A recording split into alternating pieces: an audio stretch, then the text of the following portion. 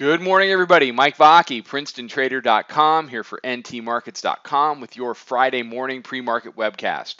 Okay, I'm back. I took a much-needed week off with my family to kind of recharge my batteries, and I'm back. I was actually back yesterday. I was back full-time in the chat room yesterday, but this morning's the first chance I've had to get back to doing these. So the morning webcasts are back. What we were looking at yesterday is here's a daily chart of the S&P E-mini futures daily contract.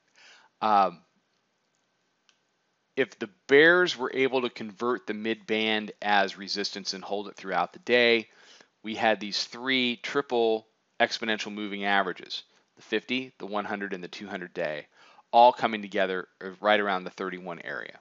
So we were looking at, 31 to 33 as a potential target area, an area that was going to magnetize price.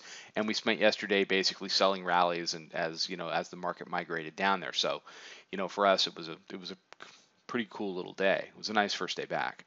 What I'm looking at today is whether or not that area wants to be support. A lot of it's going to have to do with the economic numbers that are coming out this morning.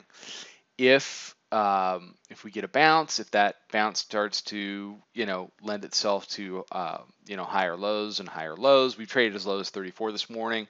I'm out of the shorts from yesterday. I'm just kind of waiting to see what's going to happen here. Then what we can see is a migration back up towards the mid band. What happens when we get to the mid band remains to be seen. If they want to chop around the mid band, we can see the Bollinger Bandwidth starting to tighten up. If we get chop in this area, through next week, then you'll get a really tight move on the bands, and that can expand one way or the other, which is always fun. If you simply get a lower high at the mid band, that can tighten up the bands enough for another move lower, and then at that point, the bears have established themselves as being, in short-term control of the tape.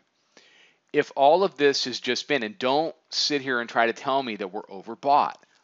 I don't care where we've come from. We've come off over 60 handles. We're not overbought anymore. Sorry, we're not overbought anymore.